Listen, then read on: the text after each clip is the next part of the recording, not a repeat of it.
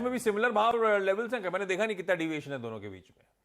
जी, मैंने कैश के लेवल्स दिए अरे हैं तो। वाह, करे तो जो लिखा था वही का वही स्टॉप लॉस, वही का वही टारगेट रख लीजिएगा। अब सुमित के पास चला जाए, कुछ रिजल्ट्स पे डिस्कशन हुआ, अब डिटेल में समझ ली जाए नंबर्स पहले तो कैसे रहे, उसके बाद एक्सपर्ट पैनल से भी चर्चा कर ली जाए। शुरुआत तो टीसीएस से। देश की सबसे बड़ी आईटी कंपनी, देश की दूसरी सबसे बड़ी कंपनी, तो टीसीएस के नंबर्स के साथ शुरुआत करते हैं। और टीसीएस के नंबर्स मोर लेस आपको आंकड़ों के लिहाज से अगर देखेंगे तो सब इन लाइन ही दिखेंगे। वैसे एक बियरिश साइड पर उनका एस्टिमेट रखा गया था और उसके बाद वो इन लाइन आते हुए दिखाई पड़ रहे हैं। तो टीसीएस के केस में डॉलर रेवेन्यू $723 करोड़ का अनुमान था, $722 करोड़ नंबर आया है। रुपी रेवेन्यू के टर्म्स में करीब 59,381 करोड़ के आसपास का एक आंकड़ा आता हुआ दिखाई पड़ा है, जो कि स्लाइटली अनुमान से नीचे की तरफ है। मुनाफे का नंबर भले ही गिर कर आया 3%, लेकिन ये अनुमान से बेहतर साइड पर है। 11,074, ये 10,800 के आसपास का अनुमान था। एबिटा फ्रंट पे करीब 13,755 करोड़ रुपए का नंबर है। 5% का सीक्वेंशियल बेसिस पे एक गिरावट जरूर देखने को मिला, लेकिन ये भी अनुमान से थोड़ा सा नीचे है। मार्जिन 24.5 से घटकर 23.2 है। यहाँ पर 23.5 23.7 का एक अनुमान स्ट्रीट लगाकर चल रहा था। वो वन टाइम जो वेज हाइक का एक इम्पैक्ट था वो यहाँ पर शायद आता हुआ दिखाई पड़ा है। सीसी का रेवेन्यू ग्रोथ फ्लैट रही है। ये अनुमान था शायद 0.8% या 1% के आसपास, लेकिन 0.2% का एक नंबर आया है अनुमान के मोरलेस आसपास ही, लेकिन वाई बेसिस पे 7% की ग्रोथ है। इसके अलावा Q1 में $10.2 बिलियन के नए ऑर्डर्स मिले हैं और एक स्लगिश ग्रोथ की बातचीत कंपनी ने गोइंग फॉरवर्ड बोली है, एक नियर टर्म आउटलुक को लेके। हालांकि लॉन्गर होराइजन के लिए बेटर साइड पे ही नंबर्स की बातचीत है। कुछ और ये फर्दर सब सेगमेंट्स में, इसमें रिटेल में 1.1% की ग्रोथ, कम्युनिकेशन -1, लाइफ साइंस के अंदर करीब 1% की, तो बहुत फ्लैटिश साइड पे ही एक टीसीएस के नंबर्स आते हुए दिखाई पड़े हैं। लेकिन क्योंकि स्ट्रीट ने पहले ही ये बियरिश साइड पर अनुमान लगाकर चला है। ब्रोकरेज हाउसेस दो पार्ट हैं इसमें भी, मतलब कुछ पॉजिटिव हैं कुछ नेगेटिव हैं। कुछ को टारगेट सब 3,000 दिखाई पड़ रहे हैं और कुछ के लिए जो टारगेट्स हैं वो 3,000 प्लस के हैं। तो बर्नस्टीन आउट परफॉर्मर 3600 के टारगेट्स, जेफरीज होल्ड 3450, नमूरा रिड्यूस 2800 और जेपी मॉर्गन अंडर परफॉर्मर करीब करीब 2650 के टारगेट्स यहाँ पर वो देख रहे हैं। एक ही सरप्राइज है, जो बायबैक की एस्टिमेट बाजार लगा रहा था जेफरीज की कुछ दिन पहले रिपोर्ट आई थी, वो यहाँ नहीं आया। तो ये शायद मार्केट को आज थोड़ा निराश भी कर सकता है।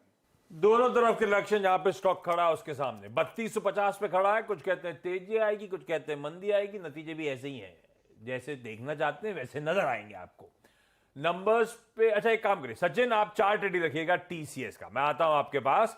लेकिन पहले चला जाए जरा हर्षदा के पास। हर्षदा आज सुबह आपको दिखाया था टीसीएस के हेडक्वार्टर्स से जुड़ी थी। दरअसल आज मैनेजमेंट से बातचीत होनी थी। आइए भाई, क्या कह रहा है मैनेजमेंट, सुनाइए।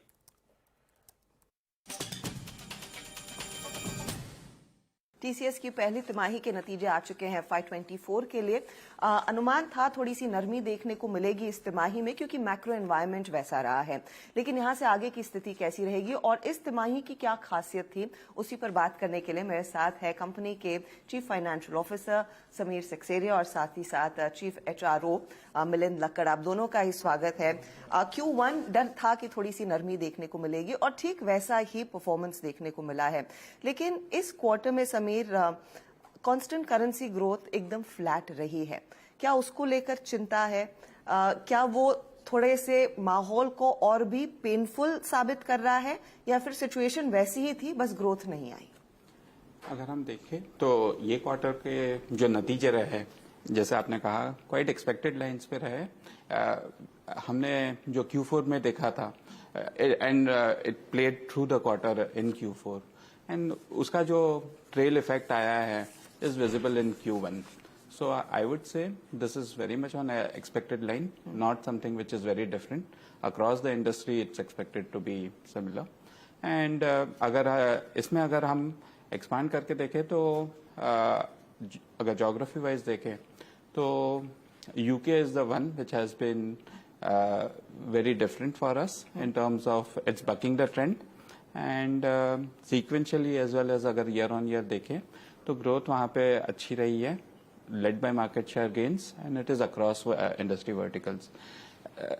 Softness in Europe as well as North America is something which is on expected lines. Q4 के अंत तक आप लोग उम्मीद कर रहे थे और कॉन्फिडेंट थे कि सेकेंड हाफ में रिकवरी आ जाएगी. अब का क्या माहौल है, क्या आएगी या नहीं आएगी? See, H2 will be dependent on how H1 plays out and how it has played out in Q1 and what we are talking about Q2. It's difficult to take a 2-quarter hence view on that. Okay I get that point. मैं बाकी geographies पर आऊंगी, लेकिन margins के बारे में अगर थोड़े से विस्तार से बात करें। मार्जिन्स पर इस क्वार्टर में आप लोगों ने वेज हाइक दिया, उसमें आप लोगों को दोबारा सोचना नहीं पड़ा। You are committed to that wage hike? It's already given. It's already given, मतलब दो राय नहीं थी उसमें। No, not at all. कंस्ट्रिंग कुछ स्लो डाउन था, आप लोगों को दोबारा सोचना नहीं पड़ा कि वेज हाइक देना है या नहीं देना है? नहीं, बिल्कुल नहीं। Means we have already given, so that's what I'm trying to understand कि you didn't have to like go back and forth on that, क्योंकि कई कंपनियों ने अपने वेज हाइक को डेफर किया है। How is TCS treating the employees at this point in time? क्योंकि मैं एक चीज देख रही हूँ, अट्रिशन में कमी देखने को मिली है, वेज हाइक आ गया है, वेरिएबल पे भी मिल रहा है कर्मचारियों को। हम कभी भी just to extend to response to that, हमने आप हिस्टोरिकल देखेंगे तो हमने कभी भी उस फैक्टर पे कॉम्प्रोमाइज नहीं किया है। तो इस साल भी वेज हाइक्स काफी अच्छी थी, और इसके ऊपर बेसिकली वेरिएबल पे फॉर 100% वेरिएबल पे for 70% of the people, 30% will get based on business performance. So overall business ऊपर नीचे होता है, लेकिन हम लोग किस तरह से हमारे कर्मचारियों को we take care of them is very very important to us. It is been there all along and it continues like this. ये है भाई टीसीएस का मैनेजमेंट। नतीजे तो सुमित ने थ्रेडबेयर बढ़िया समझा दिया। अच्छा, इनलाइन ही नंबर्स हैं, थोड़े बहुत पस्त नजर आएंगे। और मेरे को अच्छा ये लगा था कि डील विंस फिर भी इन सब के बीच में पिछले क्वार्टर से ज्यादा अच्छी डील विंस है, $10.2 बिलियन की। कमेंट्री में सुना आपने, वो कह रहे थे H2 का बताना मुश्किल है, पहले Q2 देख लें उसके बाद H2 पे डिसाइड करेंगे, 2 क्वार्टर आगे कहना मुश्किल है। इस तरह से हेजी डिमांड एनवायरनमेंट है, इस तरह से चीजें बदल रही हैं कि एक क्वार्टर आगे कहने का भी आप दिक्कत क्वार्टर की बात कर रहे हैं। पिछले क्वार्टर के बाद मुझे किसी ने बोला था कि 1 हफ्ते की विजिबिलिटी नहीं है, मतलब इस लेवल का इश्यू है वहाँ पर। लेकिन थोड़ा सा मार्केट में पिछले कुछ दिनों में एक रैली आई थी आईटी में, तो सबको ये लग रहा था कि शायद नंबर्स इतने खराब नहीं हो, लेकिन नंबर्स तो खराब है, इसमें कोई डाउट नहीं है कि नंबर्स खराब, और ये तो सीजनली स्ट्रॉन्ग क्वार्टर है, उसमें नंबर खराब है। लेकिन ये पीक बैंकिंग क्राइसिस भी था। अच्छा, इशू क्या है कि सिर्फ बीएफएसआई के नंबर्स खराब नहीं है, बाकी के भी जो वर्टिकल्स हैं वहां भी नंबर्स कोई बहुत अच्छे नहीं है। अगर सिर्फ बीएसआई होता ना तो आप एक बार बेनिफिट ऑफ डाउट दे देते, ठीक है, लेकिन बाकी के भी जो वो वर्टिकल्स हैं वो भी खराब है। तो खैर ये मुझे लग रहा है कि थोड़ा टाइम के लिए शायद मार्केट अंडर परफॉर्मर रहेगा आईटी सेक्टर, लेकिन again large cap versus mid cap IT divergence देखेंगे हम। जब मिड कैप के नंबर आने शुरू होंगे वहां पर मुझे लग रहा है कि असली हमको माहौल पता चलेगा कि ये सिर्फ लार्ज कैप स्पेसिफिक है या मिड कैप में भी यही प्रॉब्लम है। अभी तो शुरू हुआ है, देखते हैं, पिक्चर अभी बाकी है। इन नतीजों पे बात करने के लिए ओमकार तंगसाले साहब भी जुड़ रहे हैं, उनके पास जाऊंगा जब सुमित से एचसीएल टेक की भी चर्चा कर लूंगा। लेकिन इस बीच सचिन, चार्ट्स पे टीसीएस कैसा प्लेस्ड भाई? आशीष जी, पिछले 4 महीनों से एक ही पर्टिकुलर रेंज में फंसा हुआ है, 3350 के आसपास काफी सप्लाई मिल जाता है, एंड नीचे लगभग अराउंड 3150 3160 के आसपास एक थोड़ा सा डिमांड जोन है। तो आई थिंक अगर हम अभी भी देखें तो जिस तरीके से इसके डेली आरएसआई में एक ब्रेकडाउन है 50 लेवल्स के नीचे, प्लस अपने 200 डे एक्सपोनेंशियल मूविंग एवरेज के नीचे लगातार इसे 3 दिन क्लोजिंग दी है, तो मुझे लग रहा है थोड़ा सा स्टॉक दबाव में ही रहना चाहिए, एंड वापस एक स्विंग बन सकता है 3150 3160 इस पर्टिकुलर जोन में। तो इमीडिएट बेसिस में मुझे लग रहा है कि बेटर है कि आप इस पर्टिकुलर रेंज में ही अपने ट्रेड्स डिप्लॉय करें। Lower side of the range पे एक चांस लिया जा सकता है खरीदारी करने का, एंड 3350 मुझे लग रहा है एक काफी स्टिफ रेजिस्टेंस है, तो जब तक ये रेजिस्टेंस ब्रेक नहीं होता तब तक एक clear trend on the bullish side evolve नहीं होनी चाहिए। सो लगभग मुझे लग रहा है ये न्यूट्रल स्टांस कंटिन्यू रहेगा, एंड आज के लिए तो सेल ऑन राइज की रणनीति रखनी चाहिए। परफेक्ट है भाई, सेल ऑन राइज की राइज आएगा नहीं आएगा वो देखना है, लेकिन उछाल में बिकवाली करने का ही कॉल टीसीएस पे समय आता हुआ। नंबर्स भी पस्त है। ऐसी नंबर्स पे चर्चा करते हैं दूसरी important IT company HCL tech. जब सबसे पहले उन्होंने अनाउंस करा कि हम तो 12 तारीख को नंबर लेकर आएंगे, तो लगा एकदम जोश में इस बार कुछ उठाए पूत कुछ करके दिखाएगा। कुछ करा कि नहीं करा? नहीं करके दिखा पाया लेकिन एचसीएल टेक के नंबर टीसीएस के सामने थोड़े से वीक हैं। हाँ। लेकिन यहाँ पर अब स्टॉक प्राइस कैसे रिएक्ट करता है वो इंटरेस्टिंग होगा कि ऑलरेडी करेक्शन देखा चुका है और ये वहीं पहुंच जाएगा जहां प्रमोटर ने बाय किया था। 1030 1050 के जोन से प्रमोटर की एंट्री है, तो उस हिसाब से आप एचसीएल पे वैसे ही नजर रखेंगे। तो डॉलर रेवेन्यू अनुमान से नीचे 324 करोड़ डॉलर से घटकर 320 करोड़ डॉलर का नंबर आया। रेवेन्यू 26,606 करोड़ से घटकर 26,296 करोड़ रुपए के आसपास के रेवेन्यूज हैं। मुनाफा भी अनुमान से नीचे 3534 करोड़ रुपए का एक मुनाफे का नंबर है। एबिटा 8% टूटा और मार्जिन 16.5-17% के आसपास का एक नंबर यहाँ पर आता हुआ दिखाई पड़ा है। और अनुमान जो था वो रफली 18 फ्लैट रहने का अनुमान था। Q1 में जो कांस्टेंट करेंसी ग्रोथ है वो 1.3% का के आसपास का एक प्रेशर आता दिखाई पड़ा है। और इंटरेस्टिंग पार्ट ये है कि यहाँ पर 0.4 से 5% की ग्रोथ का अनुमान था, लेकिन उससे बेटर साइड पे जो कांस्टेंट करेंसी के नंबर्स हैं वो आते हुए दिखाई पड़े हैं। इसके अलावा लेकिन ये सेकंड क्वार्टर लगातार जबकि इसके अंदर एक प्रेशर आता हुआ दिखाई पड़ा, तो ये भी एक चीज़ है, इसको आप जरूर ध्यान रखेंगे। सीसी ग्रोथ के अंदर कंपनी के ER&D रेवेन्यू के अंदर एक प्रेशर है। मेजर रेवेन्यू कंपनी के लिए सोर्स होता है। 15-15.5% के आसपास का एक ड्रॉप और Q-on-Q बेसिस पर 5% के आसपास का एक डिक्लाइन यहाँ पर भी देखने को मिला। ब्रोकरेज हाउसेस यहाँ पर भी दो पार, और यहाँ पर जो बियरिश है वो बहुत ही बियरिश है। तो 900 रुपए तक के टारगेट्स भी लोअर साइड पे आपको दिखाई पड़ेंगे अंडरवेट JP मॉर्गन के। और नोमुरा एज यूजुअल न्यूट्रल है। जेफरीज होल्ड है 1200 के टारगेट्स के लिए। Macquarie as usual outperformer है, करीब 1520 रुपए के टारगेट हैं। तो एक बहुत बुलिश और एक बहुत बियरिश, और बाकी सब मिड रेंज में ही मान के चल रहे हैं। एक ये मैक्वारी के एनालिस्ट और JP मॉर्गन के एनालिस्ट को बॉक्सिंग रिंग में खड़ा करना चाहिए पूछते हैं उनसे, भाई क्या है, कहाँ 900 कहाँ 1500 एक ही स्टॉक को लेकर इतने, मतलब इतना ज़्यादा वेरिएंस, मतलब इतना वेरिएंस नॉर्मली कम ही दिखता है, लेकिन ये स्टॉक में तो कुछ बहुत ही ज़्यादा वेरिएंस है। खैर JP मॉर्गन का तो हम सब जानते हैं, वो अंकुर जी कुछ बहुत ही ज़्यादा बेरिश हैं IT सेक्टर पर, वो तो पूरे सेक्टर पर बहुत बेरिश हैं। उन्होंने तो इवन ये जो बाकी की टाटा एलेक्सी वगैरह उन पर भी डाउनग्रेड मारा। हाँ, तो ठीक है, ये HCL टेक। अच्छा, इसमें कुछ दिक्कतें हैं। 24 जैसे TCS की डील विंस तो फिर भी ठीक थी, 24.5% डील विंस Q-on-Q गिर गई है। मार्जिन 130 बेसिस पॉइंट्स गिर गए, ठीक है। और इन सब के बीच में एक चीज अच्छी, Q1 खराब है लेकिन ये गाइडेंस मेंटेन कर रहे हैं, 6 से 8% कांस्टेंट करेंसी ग्रोथ डिलीवर कर जाएंगे। तंगसाले साहब गुड मॉर्निंग। एक्सिस सिक्योरिटीज के सीनियर IT एनालिस्ट जुड़ रहे हैं, ओमकार तंगसाले।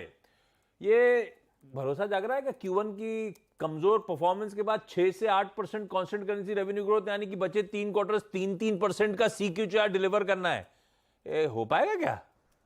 यही मुझे बहुत डिफिकल्ट लग रहा था HCL टेक के बारे में, क्योंकि अभी सेकंड क्वार्टर्स में कमेंट्री हर एक मैनेजमेंट से स्पेंडिंग डिले आ रहे हैं। मतलब कल TCS मैनेजमेंट कॉन कॉल पे बोल रहे थे कि month on month client is taking the visibility, so that kind of visibility that they are facing right now. एक बहुत ही शॉर्ट टर्म विजिबिलिटी में है, स्पेंडिंग डिले आ रहे हैं, स्पेंड कट्स आ रहे हैं अभी तक तो। और एक चीज में आपको मैं कहना चाहूंगा कि IT services revenue HCL tech का एक स्टैंडर्ड लेवल पे है, इतना नहीं गिरा, लेकिन उसका जो ER&D स्पेस है that is down by 5% Q-on-Q, so that have impacted. उसमें बहुत ज्यादा इम्पैक्ट आए HCL के नतीजों पे। सो अगर आप देखे जाए तो उसको अचीव करना थोड़ा सा डिफिकल्ट लग रहा है मुझे गाइडेंस मेंटेन करने में, लेकिन अगर किया जाए तो भी लोअर एंड में अगर वो सेटल हो सकते हैं आगे आने वाले समय। ये बात सही करो तंगसाले साहब। स्ट्रीट डिवाइडेड है, दोनों ही स्टॉक्स TCS पे इधर के भी उधर के भी, HCL टेक पे भी इधर उधर।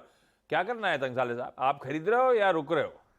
नहीं, मैं रुक रहा हूँ। मैंने डाउनग्रेड किया है स्टॉक को, पहले बाय था, अभी मैं 1200 रुपए का होल्ड पे डाला हूँ, क्योंकि एक देखना चाहिए कि एक मोमेंटम और एक रिवीजन आता है जो H2 में वेरी पॉजिटिव है, तो वह कैसे आ रहे हैं। मेरा एक ही फेथ है कि वो बोल रहे हैं कि we are maintaining the guidance, whether और EBITDA और मार्जिन गाइडेंस, और ऑन द रेवेन्यू साइड उसने मार्जिन गाइडेंस भी 18 to 19% का रखा है, तो मेरे हिसाब से एक ज़्यादा रिकवरी देखने को मिलेगी। सो फिलहाल तो wait and watch is the situation HCL tech के बारे में। साहब थैंक यू सो मच जुड़ने के लिए। तो TCS पे भी ले लिया था सचिन से टेक्निकली, HCL टेक पे तंगसाले साहब भी भाई साहब डाउनग्रेड कर दिया है स्टॉक को। 1200 का लक्ष्य, यानी कि यहां से अब ज्यादा दमखम बचा नहीं है, इसीलिए होल्ड की रेटिंग एक्सिस सिक्योरिटीज की तरफ से आती हुई। सुमित, बाकी के सारे स्टॉक से न्यूज।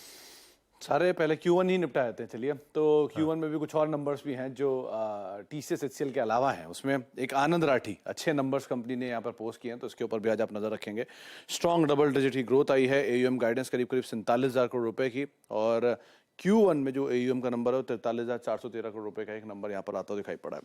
तो नेट क्लाइंट एडिशन में बढ़िया इंप्रूवमेंट है और जो रेवेन्यूज फ्रंट पर 175 करोड़ रुपए का नंबर है, 21% की बढ़त, और मुनाफे फ्रंट पर भी करीब 24% का ग्रोथ यहाँ पर आता हुआ दिखाई पड़ा। इसके अलावा 5 पैसा कैपिटल के नंबर्स भी आए हैं। यहाँ पर भी जो YOY बेसिस पे नंबर है वो आपको मोर लेस फ्लैट साइड पे दिखाई पड़ेंगे। 85 करोड़ रुपए के आसपास का एक रेवेन्यू का नंबर है, 90 करोड़ रुपए के सामने 6-6.5% के आसपास डिक्लाइन है। हालांकि YOY बेसिस पे 84 करोड़ से बढ़कर आया, तो फ्लैट साइड पे ही नंबर दोनों तरफ दिखेंगे। मुनाफा 14.5 करोड़, ये भी YOY बेसिस पे जरूर आपको फ्लैट दिखेगा, लेकिन Q-on-Q बेसिस पर करीब 17.5 करोड़ से बढ़कर आया, तो 45% YOY बेसिस पे एक जंप है। तो लो बेस का बेनिफिट यहाँ पर, लेकिन अदरवाइज फ्लैटिश साइड पे नंबर्स आते हुए दिखाई पड़े हैं। तो इन दोनों को भी आप नजर बना कर रख सकते हैं।